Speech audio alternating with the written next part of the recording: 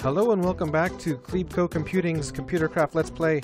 Our town's looking pretty nice. I fixed up some of the damage from the bombings from earlier.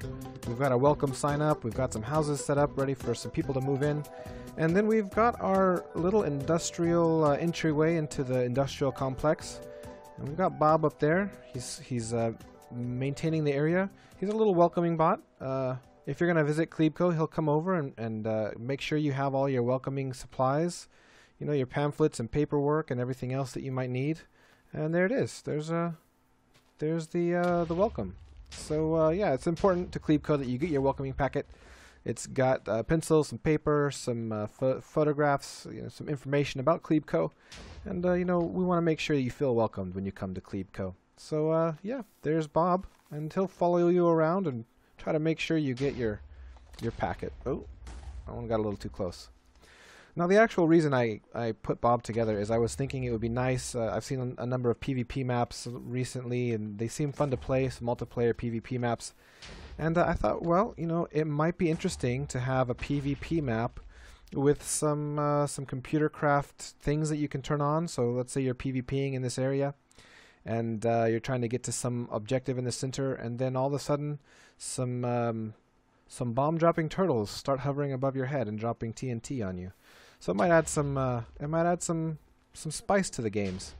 Let me go ahead and show you what's going on here. I'm going to put it in creative mode so I can fly up to Bob and have him calm down a little bit over here. We'll see what he's doing. This one's a little more complex, so we'll just kind of go over it briefly. So we have his go forward, and we have how much he's going to go forward in the max. I was finding he was going forward like 20 squares, and by the time he got to where he was going, the person would have been long gone. So now I just have him go forward like a total of max of 3 or something spaces at a time. And if I don't provide a max, it's going to go to a max of 1,000. So you know, it's a good high number. All we're doing is if we're going above 0, if we're going to a positive number, then our function is going to be turtle.forward. But if it's a negative number, we're going to be going backwards, so turtle.back. And we make sure amount is positive. And then we say, okay, we want either the amount or the maximum number they can move, whatever is smaller. And then we just go forward that many times and return how many times they've gone forward. So here, all we do is we get our GPS position. I got some GPS towers put around, and we put that into my X, Y, and Z, and then we send to our targeting computer. We say, hey, we want some targets, and then we wait for a response. And the targeting computer is just going to give us the list of X, Y, Z coordinates. So we're going to go through that list, and we're going to get X, Y, and Z. So X, comma, so it's a possibly negative number, comma, another negative number, comma, another negative number. So we're going to go through all of those, and we're going to print them, and then if it's not nil, then we're going to say, okay, look, our enemy X coordinate is the number, enemy X, Y, and Z coordinate is the X, Y, and Z that we got from the message from the targeting computer. And then what we do is we grab my X, Y, and Z, and if we're pretty close, if we're, you know, less than 2 squares away, then we're going to place a TNT underneath us. And then we can sleep for a second, take a break. I don't want to try to place TNT instantly. And then otherwise, if it's not right underneath us, then we're going to want to go ahead and go forward. So if the Z coordinate, if his Z coordinate is different, then we're going to go ahead and go forward so that our Z is brought into line. And if our X coordinate is different, so this is the enemy X coordinate, this is my X coordinate. If we're more than 5 spaces away, then we're going to try to go over towards that guy. I should actually probably change this because right now he drops the bomb at 2 or less, and he doesn't move unless he's 5 or more away, so that's kind of silly. He should probably move if he was 2 or more away. I'll go ahead and fix that later. But yeah, if he's more than 5 away on the Z, he'll go forward. If he's more than 5 away on the X coordinate, then he's going to turn left, go forward, and then turn back right again. So that's it. So again, as a review, he grabs the list of targets from a different computer, and then if he's close to that target, he places the TNT beneath him. If he's not close to that target, then he's going to go forward or turn left and go forward, depending on whether he needs to go X or Z. So that's that. Let's show you the targeting computer pretty quickly. It's pretty simple also. It's down here underneath. I've got this marked with some obsidian. And the targeting computer is hooked up to this guy. It's a sensor controller. It's got two sensors. One is right there, and then the other one is it's a little bit further down. I don't know. It's probably hidden. So there's two sensors it's hooked up to. And let's look at the code here.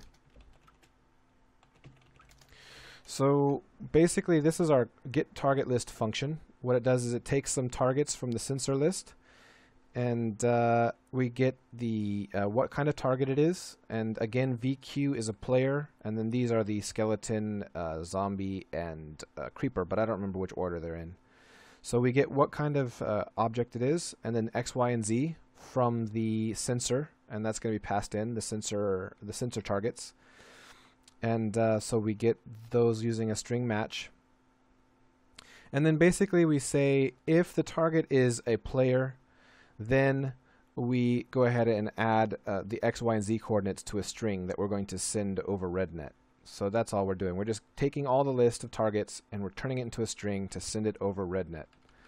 And here's the actual heart of the program. It's pretty simple. So first we're waiting for a message that says targs, because that's what our B.O.B.s do. They send out a message saying that they want a list of targets. And once they get that, we get two targeting lists. So first we get available targets for probe arena sensor, and then we get another target list for probe arena sensor 2. So we have all the targets for both of those probes. They get turned into strings with this getTargList function that you saw above, and then we send all the targets to the robots. So that's it. So once we start running this, I'm going to go ahead and reboot to start it. This will now listen for anything called targs. In fact, if I ran a computer now and I put in targs as the RedNet broadcast, why don't I do that? I'll show it to you. So we'll go over here. I'll turn it back to daytime. And if I go into Lua and I say RedNet broadcast targs, and then I do RedNet receive. Oh, what did I do? Did I spell receive wrong? I probably did. Alright, I need to get the input. So I'm going to put send mess equals receive. Okay, so now I've broadcast targ, and let's see the message we get back. Mess. No targets. That's because I'm hovering way too high above the sensor. So maybe if I go down a little bit, let's try that. Let's see if I hover down here. There we go. Okay, perfect. So we broadcasted targs and then we waited, and that computer down there said that there's a target at -7, 72, -9, and my coordinates are, I don't know if you can tell, but they're -7, 71, -9. It's really hard to see. Maybe if I do F3, you can see X, Y, and Z coordinates. I'll see there. Maybe that'll work better for you.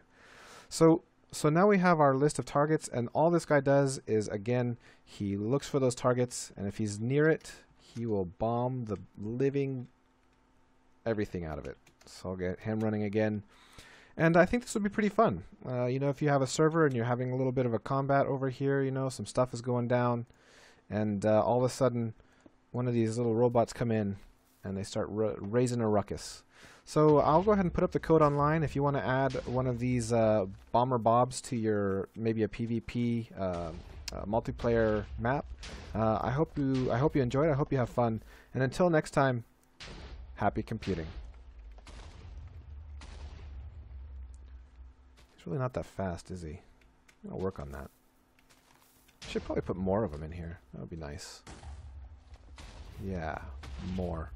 More is always better. Oh dear God.